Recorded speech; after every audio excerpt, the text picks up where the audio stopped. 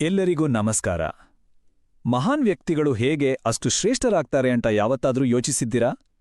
ಇದರ ಹಿಂದೆ ಒಂದು ವಿಚಿತ್ರವಾದ ಸತ್ಯ ಇದೆ. ಅವರು ಎಲ್ಲವನ್ನೂ ತ್ಯಾಗ ಮಾಡೋದ್ರಿಂದಲೇ ಎಲ್ಲವನ್ನೂ ಗಳಿಸ್ಕೊಳ್ತಾರೆ. ಬನ್ನಿ, ಇವತ್ತು ಈ ಒಂದು ಆಳವಾದ ತತ್ವದ ಬಗ್ಗೆನೇ ಮಾತಾಡೋಣ. ಹಾಗಾದ್ರೆ ನಿಜವಾದ ಶ್ರೇಷ್ಠತೆ ಅಂದ್ರೆ ಏನು? ಅದರ ಸೀಕ್ರೆಟ್ ಏನು? ಅದು ಬರೀ ಅಧಿಕಾರ, ದುಡ್ಡು ಅಥವಾ ಫೇಮಿಂದ ಬರುತ್ತಾ? ಇಲ್ಲ ಅದನ್ನು ಮೀರಿದ್ದೇನಾದ್ರೂ ಇದೆಯಾ? ನೋಡಿ, ಇದೇ ಪ್ರಶ್ನೆ ನಮ್ಮ ಇವತ್ತಿನ ಚರ್ಚೆಯ ಕೇಂದ್ರಬಿಂದು. ಸರಿ, ಹಾಗಿದ್ರೆ ಶುರು ಮಾಡೋಣ ಅಲ್ವಾ? ಈ ದೊಡ್ಡ ವಿಷಯವನ್ನ ಅರ್ಥ ಮಾಡ್ಕೊಳ್ಳೋಕೆ ನಾವೊಂದು ಸಣ್ಣ ಆದರೆ ತುಂಬಾ ಸುಂದರವಾದ ಕಥೆಯಿಂದ ಶುರು ಮಾಡೋಣ. ಇದು ಕವಿ ರವೀಂದ್ರನಾಥ್ ಠಾಗೋರ್ ಅವರ ಒಂದು ಕಥೆ. ಒಮ್ಮೆ ಕಲ್ಪನೆ ಮಾಡ್ಕೊಳ್ಳಿ, ಒಬ್ಬ ಭಿಕ್ಷುಕ ದಾರಿಯಲ್ಲಿ ಕೂತು ಭಿಕ್ಷೆ ಬೇಡ್ತಾ ಇದ್ದಾನೆ. ಇದ್ದಕ್ಕಿದ್ದಾಗೆ ರಾಜನ ಚಿನ್ನದ ರಥ ಬಂದು ಅವನ ಮುಂದೆ ನಿಲ್ಲುತ್ತೆ. ಅಷ್ಟೇ ಅಲ್ಲ, ರಾಜನೇ ರಥದಿಂದ ಇಳಿದು ಬಂದು ತನ್ನ ಕೈ ಚಾಚಿ ಆ ಭಿಕ್ಷುಕನತ್ರ ಏನೋ ಕೇಳ್ತಾನೆ. ಪಾಪ ಆ ಭಿಕ್ಷುಕನ್ಗೆ ಶಾಕ್. ಏನ್ ಮಾಡೋದು ಅಂತ ತೋಚದೆ ತುಂಬಾ ಹಿಂಜರಿಕೆಯಿಂದ ತನ್ನ ಚೀಲದಿಂದ ಒಂದೇ ಒಂದು ಸಣ್ಣ ಕಾಳನ್ನ ತೆಗೆದು ರಾಜನ ಕೈಗಿಡ್ತಾನೆ. ಯೋಚನೆ ಮಾಡಿ, ಎಂಥ ಚಿಕ್ಕ ಕೊಡುಗೆ ಅಲ್ವಾ? ಆದ್ರೆ ಕಥೆಯ ಅಸಲಿ ಟ್ವಿಸ್ಟ್ ಇರುವುದೇ ಇಲ್ಲಿ. ಸಂಜೆ ಹೊತ್ತು ಆ ಭಿಕ್ಷುಕ ತನ್ನ ಜೋಳಿಗೆ ಖಾಲಿ ಮಾಡಿದ್ರೆ ಏನಪ್ಪಾ ಅಂದ್ರೆ, ತಾನ್ ಕೊಟ್ಟಿದ್ನಲ್ಲ ಆ ಸಣ್ಣ ಕಾಳು, ಅಷ್ಟೇ ಸೈಜಿನ ಒಂದು ಚಿನ್ನದ ತುಂಡು ಸಿಕ್ಬಿಡುತ್ತೆ. ಅವಾಗ ನೋಡಿ ಅವನಿಗೆ ಶುರುವಾಗಿದ್ದು ಪಶ್ಚಾತ್ತಾಪ. ಅಯ್ಯಯ್ಯೋ, ನಾನ್ ಯಾಕೆ ನನ್ನ ಇಡೀ ಜೋಳಿಗೆನೇ ಅವನಿಗೆ ಸುರಿದು ಬಿಡಲಿಲ್ಲ? ಹಾಗೇನಾದ್ರೂ ಮಾಡಿದಿದ್ರೆ ಇವತ್ತು ನನ್ನ ಜೋಳಿಗೆ ಪೂರ್ತಿ ಚಿನ್ನದಿಂದ ತುಂಬಿರ್ತಿತ್ತಲ್ಲ ಅಂತ ಗೋಳಾಡೋಕ್ ಶುರು ಮಾಡ್ತಾನೆ.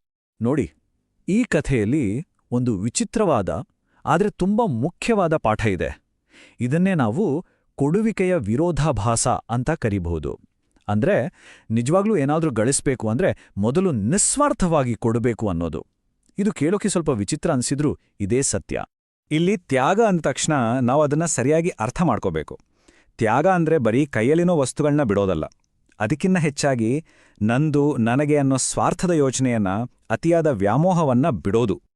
ಈಗ ನೋಡಿ, ಈ ಎರಡಕ್ಕೂ ಇರೋ ವ್ಯತ್ಯಾಸ ಎಷ್ಟು ದೊಡ್ಡದು ಅಂತ. ಒಂದು ಕಡೆ ಸ್ವಾರ್ಥದಿಂದ ಎಲ್ಲವನ್ನೂ ಕೂಡಿಟ್ರೆ ಅದು ಮನಸ್ಸಲ್ಲಿ ಕೇವಲ ಕಲ್ಮಶವನ್ನೇ ತುಂಬುತ್ತೆ. ಸಿಗೋ ಲಾಭವು ತಾತ್ಕಾಲಿಕ ಅಷ್ಟೇ. ಆದ್ರೆ ಇನ್ನೊಂದ್ ಕಡೆ ನಾವು ಬೇರೆಯವರಿಗೋಸ್ಕರ ಸೇವೆ ಮಾಡಿದ್ರೆ, ತ್ಯಾಗ ಮಾಡಿದ್ರೆ ಅದು ನಮ್ಮೊಳಗಿನ ಕೆಟ್ಟ ಗುಣಗಳನ್ನೇ ನಾಶ ಮಾಡುತ್ತೆ. ಮತ್ತೆ ನಾವು ಕೊಟ್ಟಿದ್ದಕ್ಕಿಂತ ಎಷ್ಟೋ ಪಟ್ಟು ಜಾಸ್ತಿ ನಮ್ಗೆ ವಾಪಸ್ ಬರುತ್ತೆ. ಸರಿ, ಈ ಥಿಯರಿ ಎಲ್ಲ ಚೆನ್ನಾಗಿದೆ. ಆದ್ರೆ ನಿಜ ಜೀವನದಲ್ಲೇ ಇದು ವರ್ಕ್ ಆಗುತ್ತಾ?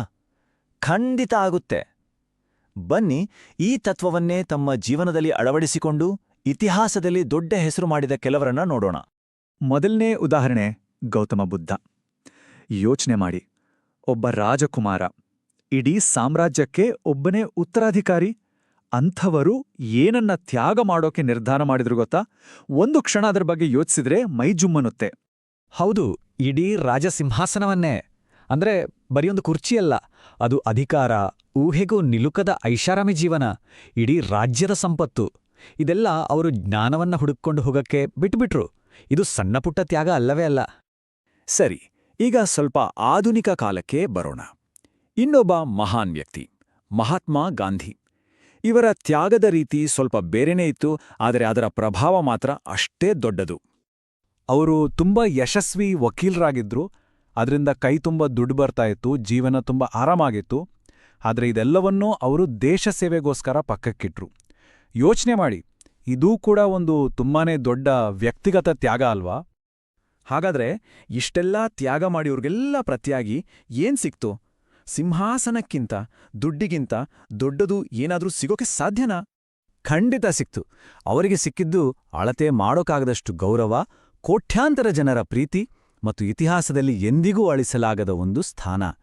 ನೋಡಿ, ಇದು ಯಾವುದೇ ದುಡ್ಡು, ಆಸ್ತಿಗಿಂತ ಎಷ್ಟೋ ಪಟ್ಟು ದೊಡ್ಡದು. ಇದು ನಮ್ಮ ಮೂಲತತ್ವಕ್ಕೆ ಪಕ್ಕಾ ಸಾಕ್ಷಿ ಅಲ್ವಾ?